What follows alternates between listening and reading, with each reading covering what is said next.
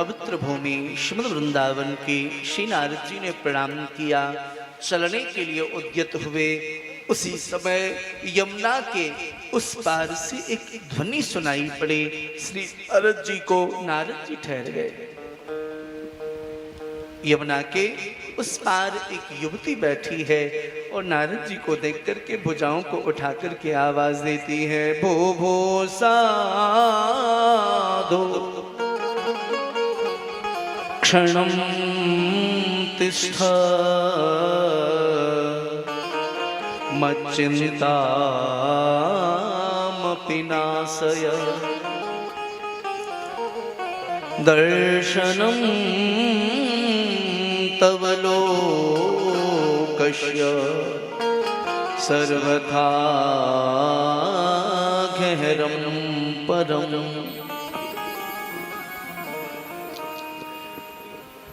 युवती ने आवाज लगाई भुजाओं को उठा करके, भो भो साधु क्षणं तिष्ठ, हे साधु क्षण भर के लिए रुक जाइए। क्यों? बोले आपके दर्शन करने मात्र से मेरे पाप ताप संताप नष्ट होने लगे, मेरे कष्ट नष्ट होने लगे। कदाचित आप मेरे कष्टों के पीड़ाओं की निवृत्ति का उपाय बताएंगे तो मुझे विश्वास है कि मेरे कष्टों की निवृत्ति हो जाएगी।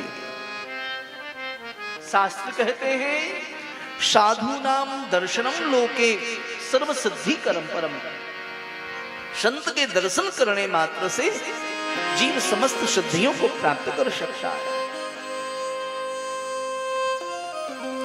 नारद जी ने पूछा, देवी कौन हो तुम, क्या परिचय तुम्हारा, और तुम्हारे गोद में जो ये दो वृद्ध सर रख के सेन कर रहे हैं ये कौन है?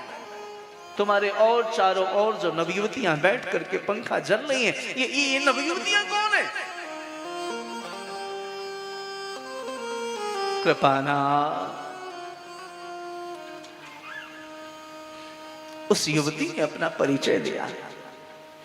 बाबा अहम भक्ति रीति ख्याता इमो में तनयो मतो ज्ञान वैराग्य नामानो काल योगे नजर जरो। कृपाना वह युवती कहती है, बहुत ध्यान से श्रवण करना, भागवत जी का प्रारंभ भक्ति से होता है और भागवत जी का विश्राम मुक्ति से होता है। जब हम छोटे छोटे थे, जब 2002 में कथा प्रारंभ की थी, तो उस समय एक आरती बड़ी प्रचलित थी और ये राजस्थान की आरती थी। श्री भागवत मुक्ति की दाता भक्ति की दाता, क्या है आचार्य जी, भवसागर की नौका है जी, राम मिलन की नौका मौका है जी, कृष्ण मिलन का, ऐसा करके आरती गाते थे। भागवत जी का प्रारंभ भक्ति से होता है और भक्ति से प्रारंभ क्यों देखना, जब तक भक्ति हृदय में प्रकट नहीं होंगी तब तक श्री कृष्ण की प्राप्ति, भगवत प्राप्ति, मुक्ति संभव नहीं।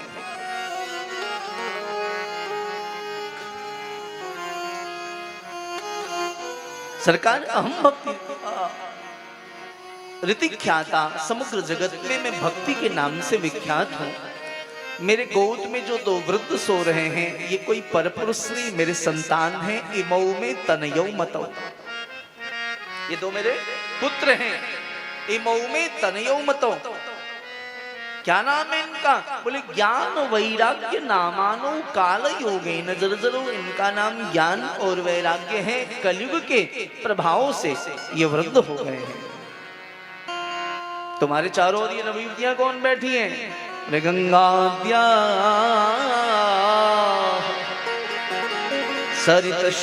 सरितक्षेमा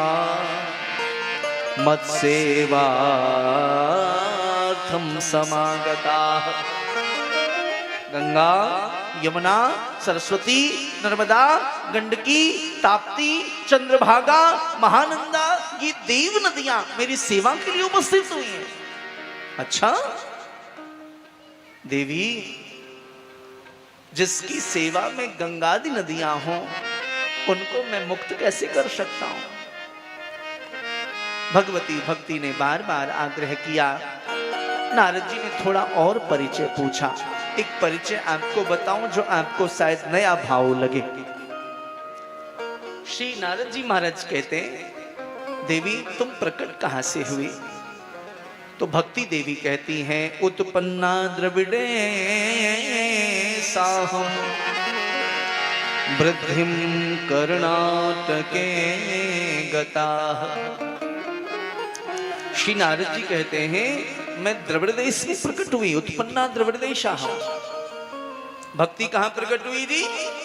द्रविड़ देश में। उत्पन्ना द्रविड़ेशाहम वृद्धिम कर्णाटके गता। कर्नाटक में मैं पली बड़ी।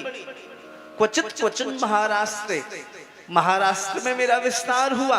गुर्जरे जीर्णताम गता। गुजरात में आकर के मैं जीर्ण हो गई। अब यहाँ कई बार लोगों के मन में प्रश्न उठता है कि कृष्ण भक्ति सर्वाधिक कहीं अगर दृष्टिगोचर होती है तो गुजरात में होती है। प्यार से बोलिए जय श्री कृष्ण। जोर से बोलिए ना जय श्री कृष्ण। ये बात आप बोला करो। जय श्री कृष्ण बोलते हुए शेरपुर वालों आप अच्छे लगते हो। वास्तव में जी भगवान नाम लेता हुआ ही अच्छा लगता है।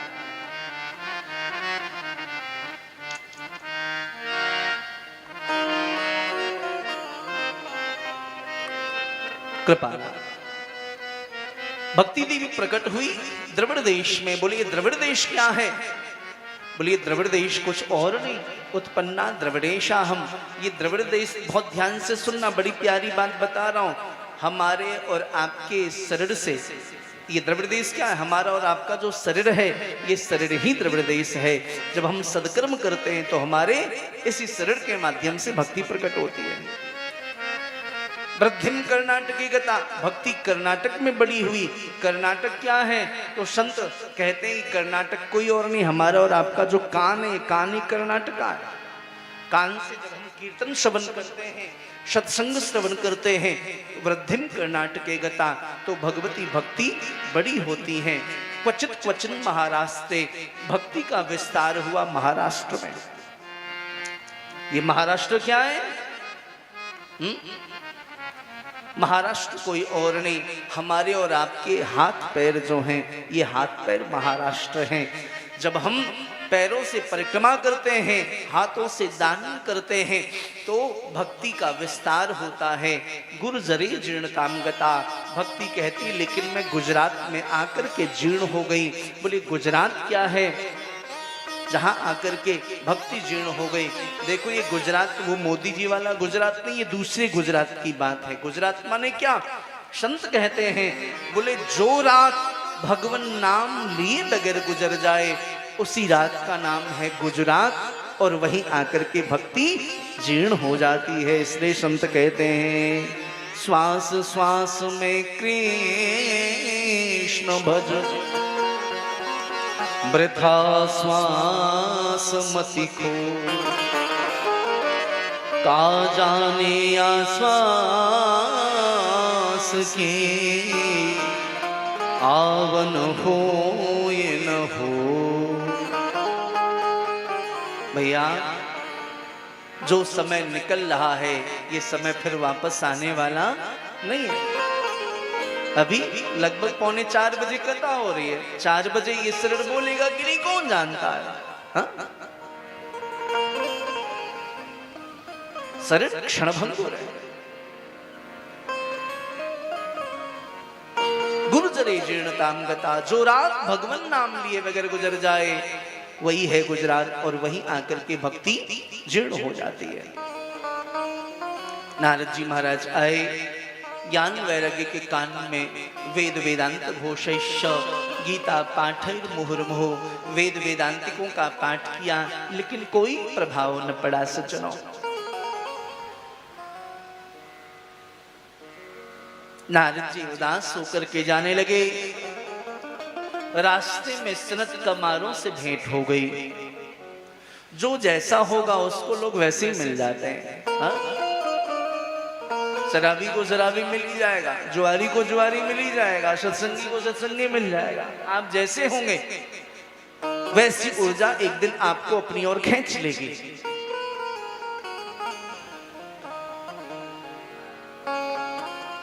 सनत कुमारों ने कहा, क्या बात है नारद जी, आप उदास हो?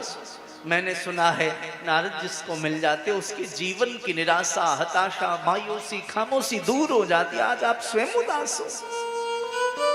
नारद जी ने सारी घटना बताई। सनत कुमारों ने कहा, वेद वेदांत से सनत ज्ञान वैराग्य का कल्याण नहीं होगा तो बोले इनके लिए श्रीमद् भागवत का आश्रय लो। श्रीमद् भागवतान मुक्ति ही सप्ताहम वाचनम करो। ज्ञान वैराग्य के कल्याणार्थ आपको भागवत जी का आश्रय लेना चाहिए।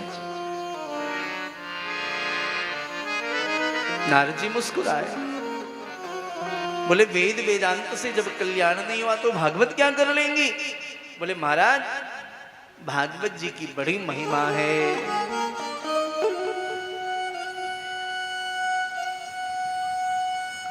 नारद जी ने सनत कुमारों से पूछा, भागवत श्रवण करने से किस किस का कल्याण होता है?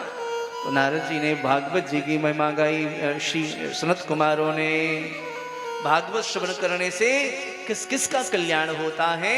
सनत कुमार गाते हैं, ये मानवा पाप कृतस्तु सर्वदा सदा दुराचारता विमार्गदा क्रोधाग्निदग्धा कुटिलासकामिनः सप्ताह यज्ञेन कलो पुनन्ति ते। थोड़ा ध्यान से सुनना। श्रीमद् भागवत श्रवण करने से किस किस की मुक्ति हो जाती है? भागवत श्रवण करने से किस किस का कल्याण होता है? सनत कुमार नारद जी को बता रहे हैं, ध्यान से श्रवण करना और आत्मनिरीक्षण करना। आप सनत कुमार कहते हैं, नारद जी ये मानवा पाप कृतस्तु सर्वदा। जिस मानव ने जीवन भर पाप कर्म किया हो, दुराचारी है, पापी है, क्रोधी है, लंपट है, यहां तक कि वैश्यागामी है, ऐसा जीव भी यदि श्रीमद् भागवत का आश्रय ले ले तो श्रीमद् भागवत उनको तार देते हैं। और यहां तक कि सत्येन हीनाः, जो जिसका जीवन सत्य से विहीन है, जो कभी जीवन में सत्य नहीं बोलता। आजकल तो महाराज अभ्यास में झूठ आ गया है। पहले लोग विषम परिस्थितियों में झूठ बोलते थे, है ना? पहले हम विषम परिस्थितियों में बहुत आवश्यकता लगता था कि नहीं अब झूठ बोलना पड़ेगा, तो लोग विवस्वां में झूठ बोलते थे। लेकिन अब अभ्यास में आ गया है झूठ बोलना। हाथ में मोबाइल ले, घर में बैठे, किसी ने फोन किया, कहाँ? बोले हम तो साहब लंदन में, हम तो हिंडौन में, हम तो जयपुर में, और घर में बैठा अगला। अकार